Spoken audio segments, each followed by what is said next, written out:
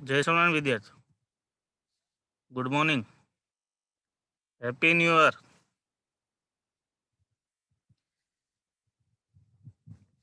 દિવાળી તમારી ખૂબ સરસ ગઈ હશે, વેકેશન પણ ખૂબ સરસ ગયું હશે।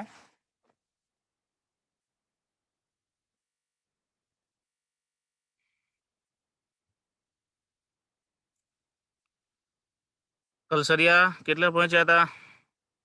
ગુરુત્વાકર્ષણ માટેનો સાર્વત્રિક નિયમ આપણે વાત કરતા હતા, એમાં અદિશ અને સદિશમાંથી બે કરાવ્યા હતા, ખાલી અદિશ સ્વરૂપ કરાવ્યું હતું?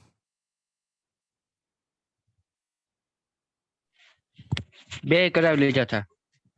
ઓકે, તો સંપાતપણાનો સિદ્ધાંત વગર સંપાતપણાના સિદ્ધાંત પહોંચ્યા હતા, વાંધો નહીં, હાલ।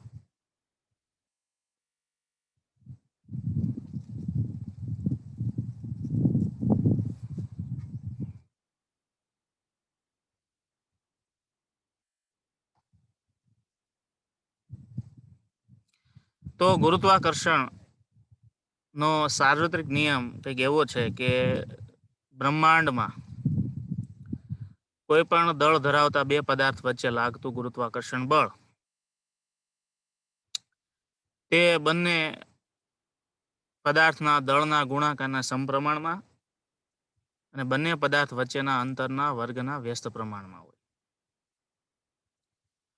આ વિધાનને ગુરુત્વાકર્ષણનો સાર્વત્રિક નિયમ કહેવાય છે। હું આખો નિયમ તમને રિવિઝન કરાવું છું, અદિશ સ્વરૂપથી લઈ સદિશ સ્વરૂપ સુધી, અને પછી આપણે આગળની વાત કરીએ।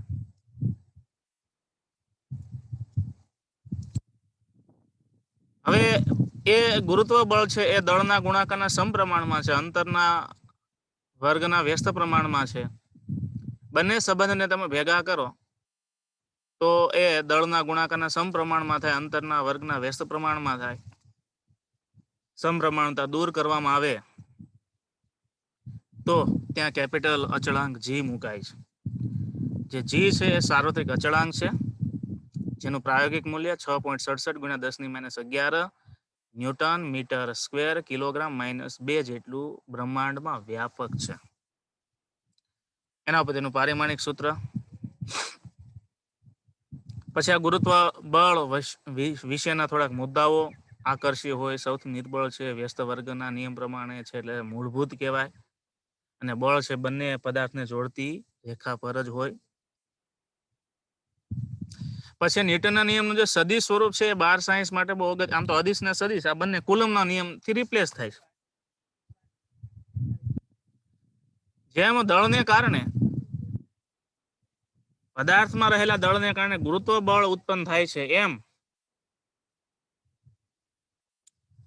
વિદ્યુત ભારને કારણે વિદ્યુત બળ ઉત્પન્ન થાય, એવી વાત બાર સાયન્સના પહેલા ચેપ્ટરમાં આવશે। અને એ વખતે પણ આપણે આ જ આકૃતિઓ, આ જ નિયમ પ્રમાણે જ એ આખું ગાણિતિક સ્વરૂપ છે એ સાબિત કરવાના છે। ફરક એટલો પડશે કે ત્યાં અહીંયા M1 M2 છે, ત્યાં Q1 અને Q2 હશે। અહીંયા ખાલી ભાર છે, ખાલી ભાર એટલે કે ખાલી દળ છે, અને ત્યાં વિદ્યુતનો ભાર આવશે, બાકીનું બધું એમ જ રહેશે।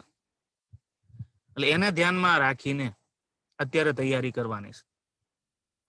આ R1 જેમ છે એમ જ દોરવાનું છે, R2 જેમ છે R12 માં R2 - R1 એ પણ એમનું એમ જ રહેશે, ખાલી ભારની જગ્યાએ વિદ્યુતનો ભાર આવશે। આ ખાલી ભાર છે, ઓલો વિદ્યુતનો ભાર છે, એટલે ત્યાં સંજ્ઞા Q1 અને Q2 મુકાતી હોય। તો આકૃતિમાં દર્શાવેલ આ સ્થાન સદિશ R1 R2 છે, એનું વચ્ચેનું અંતર એટલું છે। ન્યૂટનના નિયમ પરથી બંને કણ વચ્ચે લાગતું આકર્ષી બળ, અને એના પરથી આપણે સૂત્ર ધાર્યું હતું।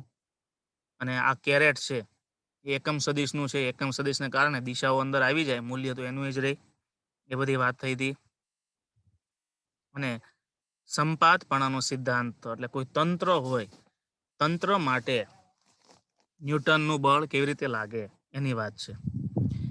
વિદ્યુત ભારી તંત્ર માટે પણ 12માં આવું જ કંઈક વિગત આવશે। આ ખાલી દળ વાળું તંત્ર છે, ઓલું વિદ્યુત ભાર એટલે વિદ્યુત ભારિત કણોથી બનેલું તંત્ર હોય, તંત્ર તો તંત્ર જ કહેવાય। તો આગળનો મુદ્દો છે n કણોના તંત્ર માટે ગુરુત્વ બળનું સૂત્ર, અથવા તો ગુરુત્વ બળ માટે સંપાતપણાનો સિદ્ધાંત સમજાવો. ત્યાં વિદ્યુત બળ માટે સંપાતપણાનો સિદ્ધાંત એવો શબ્દ આવશે. તો n કણોનું તંત્ર છે અને n કણોના તંત્ર માટે ગુરુત્વ બળનું સૂત્ર તારવવાનું છે. m1 m2 m3 up to mn m n જેટલા કણોથી કોઈ તંત્ર બનેલું છે અને એ બધા કણોનું ઉદ્ગમ બિંદુથી સ્થાન સદિશ અનુક્રમે r1, બીજા કણનું સ્થાન સદિશ r2, ત્રીજા કણનું સ્થાન સદિશ r3 એમ છે. અને પરસ્પર m1 અને m2 વચ્ચેનું અંતર r12 છે. m2 અને m3 વચ્ચેનું અંતર r23 છે. m1 અને m3 વચ્ચેનું અંતર r13 છે. બરાબર. તો આ રીતે પરસ્પર અંતર નક્કી થયા, આ રીતે દળ નક્કી થયા. બરાબર. તો આકૃતિમાં દર્શાવેલ n કણોના તંત્રના દળ m1 m2 અને અપ ટુ mn છે.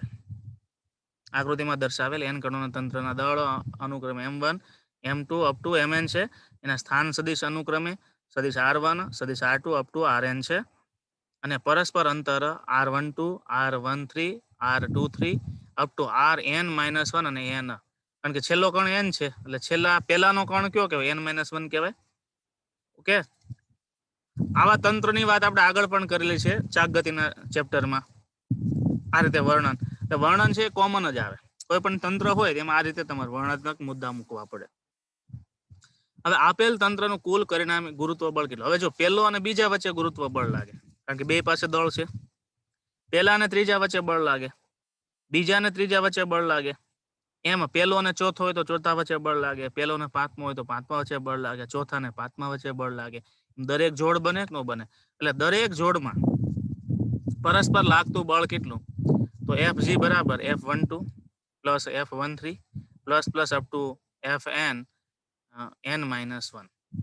બરાબર. હવે F12 કેટલું થાય? તો કે g m1 m2 ના છેદમાં r12 સ્ક્વેર, એને ગુણ્યા r12 કેરેટ. પછી g m1 m3, અહીંયા એક તમારે જોઈ લેવાનું, m1 m2 છે ને એની જગ્યાએ g m1 m3 ના છેદમાં r13 સ્ક્વેર, એને ગુણ્યા r13 caret up to g m1 m2 એટલે m2 m3 ના છેદમાં r23 સ્ક્વેર, એને ગુણ્યા આખાને r23 કેરેટ. બરાબર. એમ n માં સુધી ચાલુ જવાનું. હવે વ્યાપક રીતે જોવા જઈએ તો આમાં જો કઈ વસ્તુ કોમન રહી છે? તો આમ જોવા જઈએ તો કેપિટલ G એક જ કોમન છે, બાકી બધું બદલાયા કરે છે. એટલે વ્યાપક રીતે Fg બરાબર કેપિટલ G ને કોમન કાઢ નાખો, સિગ્મા I1 અને J1. I ને J એટલા માટે કારણ કે આપણે જોડ લેવાની છે એટલા માટે I1 અને J1 થી સ્ટાર્ટ કરી અને n સુધી લઈ જવાનું. અને mi mj ના છેદમાં r સ્ક્વેર ij, બરાબર. અને એને ગુણ્યા rij કેરેટ. હવે i છે એ j કરતા મોટો છે અને i not equal to j છે. બરાબર.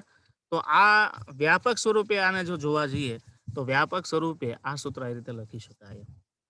બરાબર. ચલો, કોઈ વિદ્યાર્થીને આમાં કોઈ સ્ટેપમાં ક્વેરી હોય તો રાઇઝન કરે. તો આ ત્રણ જે થિયરી છે ને, અદિશ સ્વરૂપ, સદિશ સ્વરૂપ અને સંપાતપણાનો સિદ્ધાંત 12 સાયન્સ માટે, 12 સાયન્સના પહેલા ચેપ્ટર માટે હું સમજુ છું ત્યાં 12 સાયન્સનું તમારે બીજો કે ત્રીજો પીરિયડ આવશે ને ત્યારે જ આ વસ્તુ આવી જશે મોસ્ટ ટાઈમ. એટલે 12મા માટેનો જો મુદ્દો હોય ને એ તમારે અલગ રીતે થોડુંક ટીક માર્ક કરી રાખો.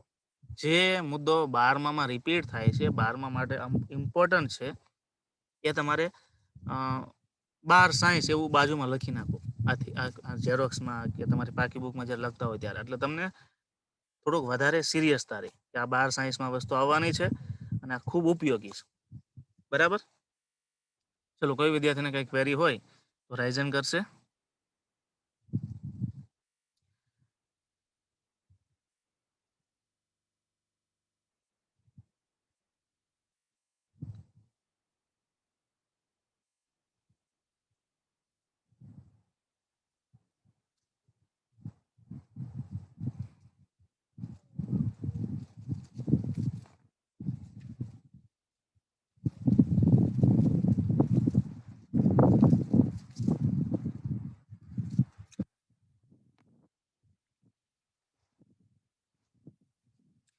પછી વિદ્યાર્થીઓ અહીંયા આ સદિશ સ્વરૂપ અને સંપાતપણાનું જે આ છે એ પૂરું થાય, ઉદાહરણ નંબર 8.2 પૂરું થાય ને પછી અહીંયા બે થિયરમ આપ્યા છે.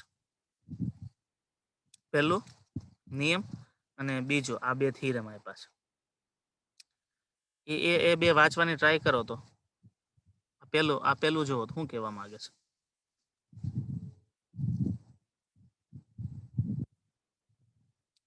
અને તમારે મને સમજાવવાનું છે કે આવું કંઈક કહેવા માંગે છે. એક નિયમિત ઘનતા ધરાવતી પોલી ગોળાકાર કવચ અને તેની બહાર આવેલા બિંદુ વત દળ વચ્ચેનું ગુરુત્વ બળ.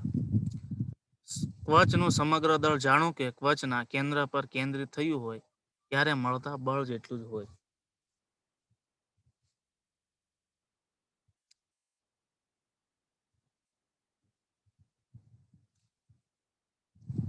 શું કહેવા માંગે છે? કઈ સમજાણું? કઈ નહીં સમજાય. 2-3 વાર વાંચો અને સમજાય તો રાણપરિયો મને સમજાવશે. રાણપરિયા મિતુલ હાજર છે? ગજેરા, બુટાણી, જયદીપ,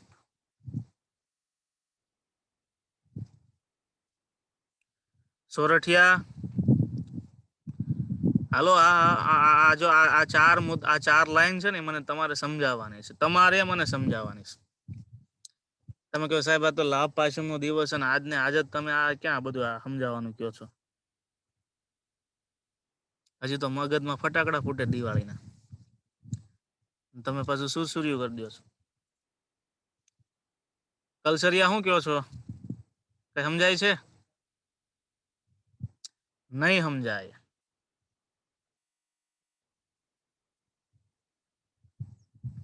અહીં ધ્યાન આપો બધા. કોઈ પણ કવચ હોય, કવચ કોને કહેવાય? તો વોલીબોલનો દડો જે અંદરથી પોલું હોય ને ખાલી કવર જ હોય અને કવચ કહેવાય. આ મુઠ્ઠી આમ કરો, આમ આ કવચ થઈ ગઈ. ટૂંકમાં પોલો ગોળો. કવચ એટલે પોલો ગોળો, નકર નહીં. કોઈ પણ કવચ હોય, બરાબર, અને એ કવચ એ દળ ધરાવતા પદાર્થથી આમ બનેલી છે. હવે કવચની બહાર માનો કે આ કવચ છે, મારી મુઠ્ઠી જે કવચ છે ને કવચની બહાર અહીંયા કોઈ બિંદુ આવેલું છે. અહીંયા એમ દળનો કણ છે. કવચ છે એને દળ છે, આ કણ છે એને દળ છે. બે વચ્ચે ગુરુત્વાકર્ષણ બળની આપણે ગણતરી કરવી. તો પ્રશ્ન ક્યાં થાય? જો હવે સમજજો. તો બંને વચ્ચે માનો કે દળ તો બેયના કેટલા છે? M1 M2 છે, પણ કવચ અને આ કણ વચ્ચેનું અંતર કેટલું લેવું?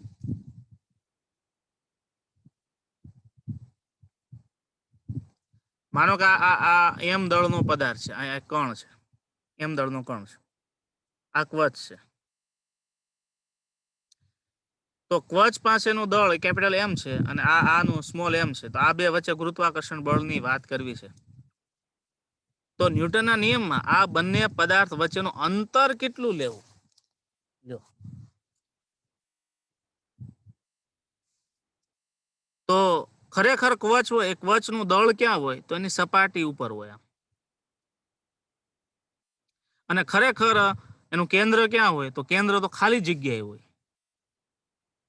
હવે તમે સપાટીથી અંતર લેવા જાઓ, ધ્યાન આપજો. હવે તકલીફ ક્યાં પડશે? સપાટીથી તમે અંતર લેવા જાઓ, અહીંથી આ અંતર લ્યો, કે પછી સપાટી પરનું બિંદુ આ પણ છે તો અહીંથી આમ લ્યો. જો તમે અહીંથી આમ અંતર માપો તો આ ટૂંકું થાય. જો તમે અહીંથી આમ માપો તો એ થોડું વધી જાય. અને હવે કણ અહીંયા હોય, અહીંયા પણ કોઈ કણ હોય કે ન હોય? તો અહીંયાથી લઈને અહીંથી આમ અંતર લેવા જાઓ તો સૌથી મોટું થાય. તો ખરેખર તમારે અંતર લેવું કયું? મારો પ્રશ્ન સમજાણો? એક તમારી પાસે બિંદુવત કણ છે અને એક તમારી પાસે કવચ છે. બે પાસે દળ છે, એટલે બંને વચ્ચે ગુરુત્વ બળ તો હશે જ. તો બંને વચ્ચે ગુરુત્વ બળ છે તો વાંધો કે ન્યૂટનના નિયમ પ્રમાણે દળની જરૂર પડે તો દળ તો છે, પણ અંતરની જરૂર પડે તો અંતર ક્યાંથી લેવા અને કેવી રીતે લેવા?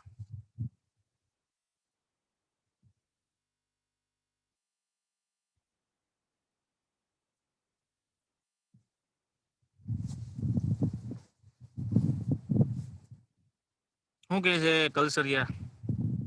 હાલો ઘોડા દોડાવો. રામાણી ક્યાં ગયો? રાણપરિયા નથી દેખાતો. હાજર છે. કંઈક તો વિચારો, કંઈક તો આઈડિયા આપો, કંઈક રસ્તો નીકળશે. શું કે મિતુલ, શું કે છે?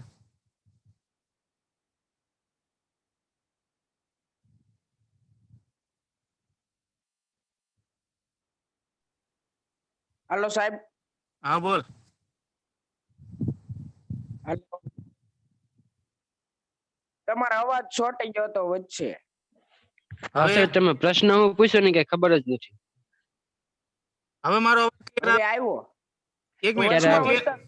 વચમાં હવે ક્લિયર આવે છે કે ચોટતો ચોટતો આવે છે?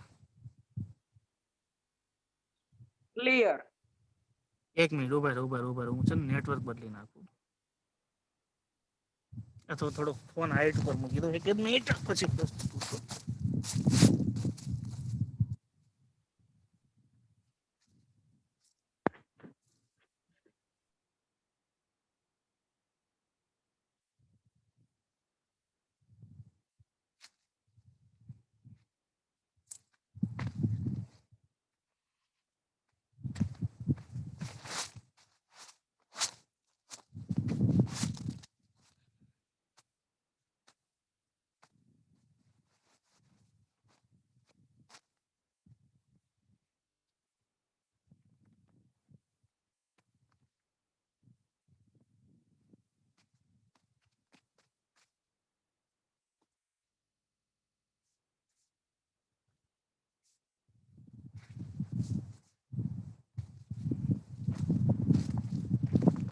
હવે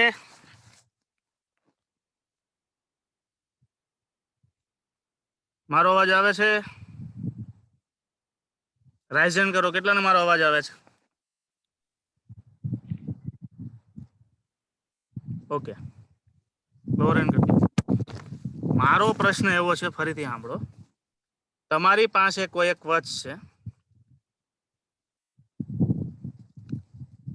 વચ એ પોલી, અને તમારી પાસે કોઈ એક બિંદુવત પદાર્થ છે.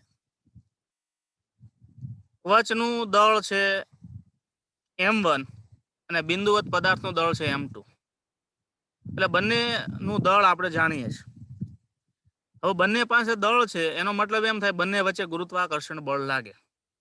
તો ગુરુત્વાકર્ષણ બળની ગણતરી કરવી હોય તો તમારે દળની જરૂર પડે અને સાથે સાથે બંને વચ્ચેના અંતરની જરૂર પડે.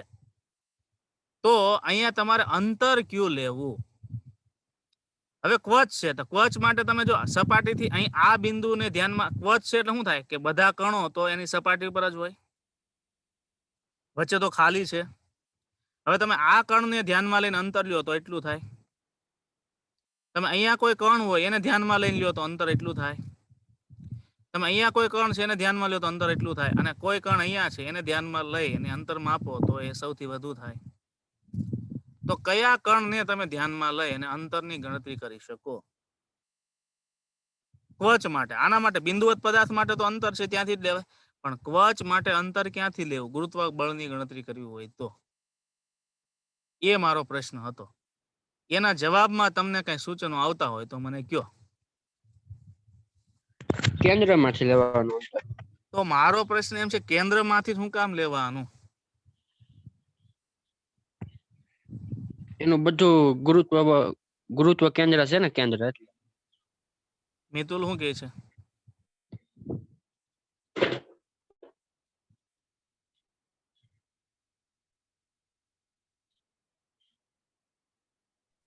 હાલો સાહેબ.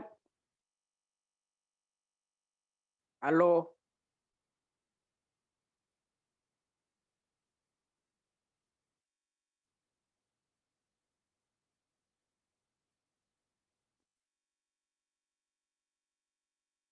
સાહેબ અનમ્યુટ થાવ. હા બોલો. એનું બધું દળ તેના કેન્દ્રમાં કેન્દ્રિત થયેલું હોય એટલે. પણ કેન્દ્ર તો ખાલી છે, કેન્દ્ર તો ખાલી છે.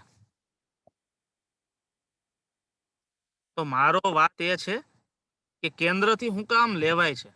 તમારે 12 સાયન્સમાં વિદ્યુત ભારિત ક્વચ આવશે. કોઈ પણ વિદ્યુત ભારિત ક્વચ હોય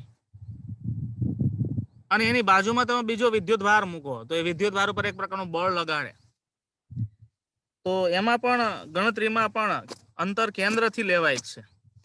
ખરેખર કેન્દ્રથી શું કામ લેવાય છે એની સાબિતી માટેની આકૃતિ છે.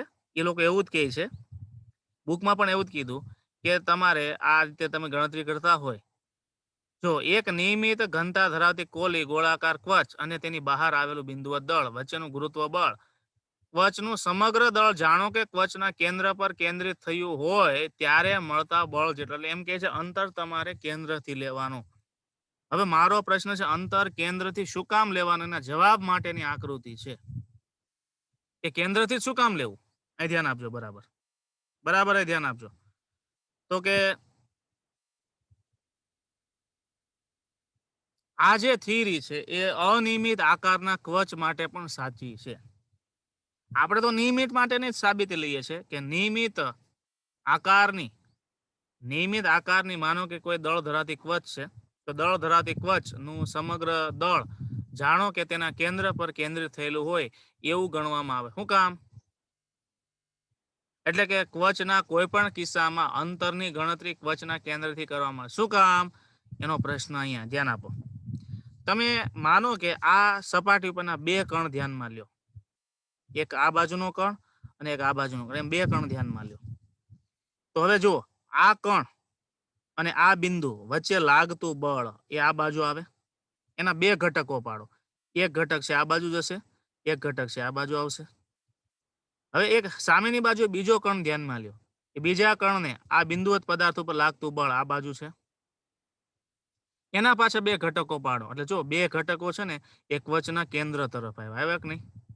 અને એ સિવાયના બાકીના બે ઘટકો હતા એ પરસ્પર વિરુદ્ધ દિશામાં થાય, સમાન મૂલ્યના થાય, નાબૂદ થાય. એટલે નાબૂદ થઈ ગયા.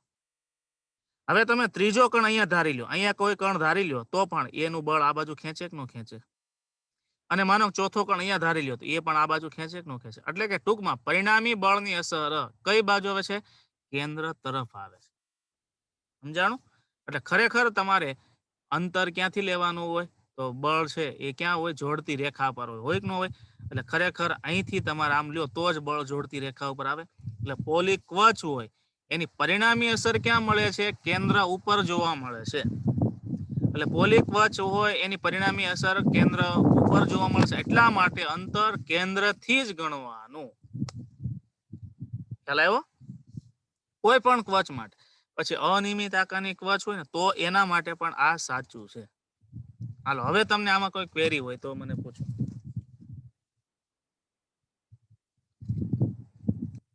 પછી તમારી ટેક્સ્ટ બુકમાં એક બીજો મુદ્દો અહીં આપ્યો છે, એ વાંચો. નિયમિત ઘનતા ધરાવતી પોલી ગોળાકાર કવચને લીધે અંદર રહેલા બિંદુવત પદાર્થ પર લાગતું ગુરુત્વ બળ 0 છે. હાલો, કવચની બહાર કોઈ બિંદુ હોય તો કવચને કારણે બહાર રહેલા બિંદુ ઉપર કેન્દ્રગામી બળ લાગે, એટલે કેન્દ્ર તરફનું બળ લાગે. પણ કોઈ બિંદુ એવું છે જે કવચની અંદર છે, એના ઉપર કોઈ પ્રકારનું ગુરુત્વાકર્ષણ બળ જ નહીં લાગતું, 0 લાગે છે. એટલે કવચની અંદર તમે ગમે તે જગ્યાએ જાઓ ત્યાં બળ 0 લાગે છે. આ પરિણામ ગુણાત્મક રીતે આપણે સમજી શકીએ. ગોળાકાર કવચના વિવિધ વિસ્તારો ને બિંદુવત જાણી બિંદુવત દળને જુદી જુદી દિશાઓમાં આકર્ષે છે. આ બળો સંપૂર્ણ નાબૂદ. એટલે આપણે લોજિકલ આની સમજૂતી લેવાની છે. આ રીતે છે. જો આકૃતિ ધ્યાનમાં લ્યો. માનો કે તમે એવું વિચારો કે આ કવચ નો કેન્દ્ર પર નહીં, કેન્દ્ર પરની વાત નથી, કેન્દ્રથી થોડો દૂર, પણ કવચની અંદરની બાજુ અહીંયા કોઈ બિંદુ આવેલું છે, અહીંયા કોઈ બિંદુવત પદાર્થ આવેલો છે. હવે તમે આ કવચ છે ને એને બીજા બિંદુવત પદાર્થોની બનેલી જાણી લો. માનો કે M1, M2, M3, M4 એ રીતે બધા દળ ધરાવતા કણો અહીં ગોઠવાયેલા છે. અહીંયા બિંદુવત પદાર્થ છે. તો M1 અને બિંદુવત પદાર્થ વચ્ચે બળ લાગે છે તો એ બે વચ્ચે બળ આમ ખેંચે, આ બે વચ્ચે બળ આમ ખેંચે, આ બે વચ્ચે બળ આમ લાગે. બરાબર? એમ અહીંયા પણ ધારી લો કે 3 કણો છે. જેમ અહીંયા એક કણ એને ખેંચે છે, એમાં બીજો કણ આ બાજુ પણ છે, એ પણ આ બાજુ ખેંચે, ગુરુત્વાકર્ષણ બળ લગાડે, આ પણ આ બાજુ લગાવે, આ પણ આ બાજુ લગાવે. તો અહીંયાથી એટલો ભાગ આમ જોવો, અહીંથી આ ભાગ નાનો છે એટલે એમાં કણની સંખ્યા ઓછી હોય, પણ નાનો છે એ માટે નજદીક છે. આ ભાગમાં કણ વધારે છે કે નહીં વધારે? કણ વધારે છે એમ પાછા દૂર છે. એટલે આ ભાગના બધા કણો વડે લાગતું બળ અને આ વિભાગના બધા કણો વડે લાગતું બળ નું મૂલ્ય સમાન હોય એટલે આના ઉપર અહીંયા મૂકેલા બિંદુવત પદાર્થ ઉપર લાગતું પરિણામી બળ શૂન્ય થાય. તો આકૃતિમાં દર્શાવેલા બિંદુ P પર સપાટીના દરેક કણ નું ગુરુત્વ બળ લગાડે છે. અહીં બળ સમાન મૂલ્ય અને પરસ્પર વિરુદ્ધ દિશામાં હોવાથી તેનું પરિણામી બળ સંપાતપણાના સિદ્ધાંત મુજબ શૂન્ય મળે. ખ્યાલ આવ્યો? એટલે માનો કે આ બિંદુ P કેન્દ્ર ઉપર હોય તો એનો મતલબ એમ થયો કોઈ પણ દળ ધરાવતી કવચ હોય, સમજો બરાબર, કોઈ પણ દળ ધરાવતી કવચ હોય એ કવચના કેન્દ્ર પર કે પછી અંદરના કોઈ પણ બિંદુએ પરિણામી ગુરુત્વ બળ શૂન્ય થાય. પૃથ્વી કવચ નથી, પણ જો હોય તો પૃથ્વીની અંદર પેટાળમાં ક્યાંય પણ ગુરુત્વ બળ લાગે નહીં, પણ એ કવચ નથી, નક્કર ગોળો છે એટલે લાગે. એવો કોઈ ગ્રહ હોય કે જે પોલો હોય, એવો છે જ નહીં. પોલો ગ્રહ તો કોઈ છે જ નહીં કે ખાલી એમાં કવચ જ હોય. પણ આ જે થિયરી છે ને વિદ્યાર્થીઓ, એ 12મામાં વિદ્યુત માટે બહુ અગત્યની છે, જેને કહેવાય ઇલેક્ટ્રોસ્ટેટિક શિલ્ડિંગ કહેવાય. તમે રસ્તા ઉપર જાઓ છો અને વીજળીના કડાકા ભડાકા થાય છે, જો તમે કારમાં બેઠા હોય તો તમને વીજળી ન લાગે, કારણ કે કાર છે એક પ્રકારની કવચ થઈ ગઈ અને કવચની અંદર વિદ્યુત ક્ષેત્રનું બળ શૂન્ય લાગે. આની જે થિયરી, આ કવચ વાળી થિયરી, એ 12 સાયન્સ માટે ખૂબ જ અગત્યની છે. એક એની પરિણામી અસર કેન્દ્ર પર હોય અને બીજું અંદરની બાજુએ ગુરુત્વ બળ શૂન્ય થાય એમ વિદ્યુત બળ પણ શૂન્ય થાય. આ બે થિયરી 12 સાયન્સ માટે ખૂબ ઉપયોગી. એટલે આગળના પ્રશ્ન જેમ આને પણ 12 સાયન્સ માટે આ નોંધ ને તમારે 12 સાયન્સ માટે યાદ રાખવાની. અને ગુરુત્વ બળ શૂન્ય હોય તો અંદરની બાજુએ g નું મૂલ્ય પણ કેટલું હોય? શૂન્ય હોય.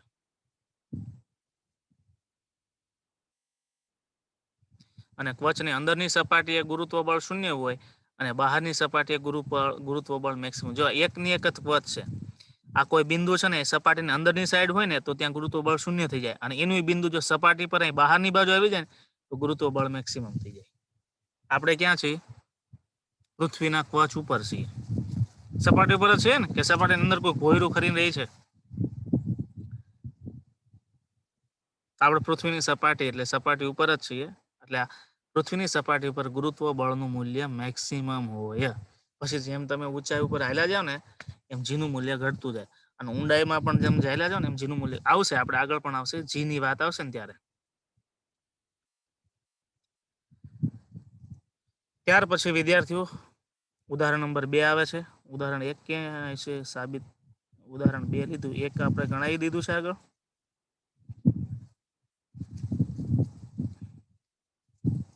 હા, ખાલી એમની સાબિતી હતી કે નજદીક આવે ત્યારે વેગ વધી જાય, કેપ્લરનો ત્રીજો નિયમ, ક્ષેત્રીય વેગનો નિયમ, અને દૂર જાય ત્યારે ઘટી જાય એનો ગુણોત્તર.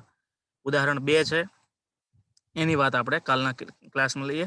તો લાભ પાચમનો દિવસ છે અને રામસ્વામી કહે કે લાભ પાચમ આપણે વિદ્યાર્થીઓને લાભ આપવાનું ચાલુ જ કરી દેવું છે. એટલે ચાલુ કરી દીધું, બરાબર. હવે વાંધો નહીં, કારણ કે લાભ પાચમના દિવસે જ આપણે મુહૂર્ત થયું છે કે નહીં? તમારા રિઝલ્ટમાં પણ લાભ મળવો જોઈએ ને. સાથે સાથે હવે પછી આપણે એક્ઝામનું પણ કંઈક આયોજન કરવું પડશે ને. આગળ જે ચેપ્ટર ચાલ્યા છે એનું યુનિટ એક્ઝામનું પણ કંઈક આયોજન કરીએ આવતા વીકમાંથી. હજુ આ 2-3 દિવસ થોડુંક રનિંગમાં જાય, એટલે આવતા વીકમાંથી આપણે એવું પણ કંઈક શેડ્યુલ બનાવીએ કે જેમાં આખા જે ચેપ્ટર ચાલ્યા છે ને કંઈક એકાદી વાર ટેસ્ટ લેવાય, અને MCQ થાય, રિવિઝન થાય. મારે પણ કોઈ MCQ મોકલવાના બાકી રહેતા હોય તો મને WhatsAppથી જાણ કરજો, બરાબર. મેં તમને જે કીધું હતું એટલે મેં મોકલી દીધા છે, છતાંય કંઈ ભૂલથી રહી જતું હોય કોઈ ચેપ્ટર તો પાછી જાણ કરજો. તો હવે ટેસ્ટનું પણ આપણે આયોજન કરીશું. બધા વિષયની જે ચેપ્ટર ચાલી ગયા છે, અડધો સિલેબસ ચાલી જશે એના લગતા, બરાબર. અને ગવર્મેન્ટની ગાઈડલાઈન હતી 23 તારીખથી સંસ્થા રાજકોટ સંસ્થાનથી નિર્ણય લેવાય છે, કારણ કે બધા જ ગુરુકુળોમાં છાત્રાલય છે. ગવર્મેન્ટની ગાઈડલાઈન આવ્યા પછી આપણે ગુરુકુળની ગાઈડલાઈન બનશે, એસઓપી બનશે, એ પ્રમાણે આપણે ચાલુ કરી શકશું. પણ જ્યાં સુધી ઓફલાઈન ચાલુ નહીં થાય ત્યાં સુધી ઓનલાઈન આપણું ચાલુ છે. બરાબર, એ કઈ અટકવાનું નથી. ચલો, એ સિવાય વિદ્યાર્થીને કઈ પૂછવું હોય તો પૂછી શકે છે. તો ઉદાહરણ નંબર 2 ની વાત આપણે કાલથી કરીશું. અહીંયા આપણે પૂરું કરીએ. જય સ્વામિનારાયણ.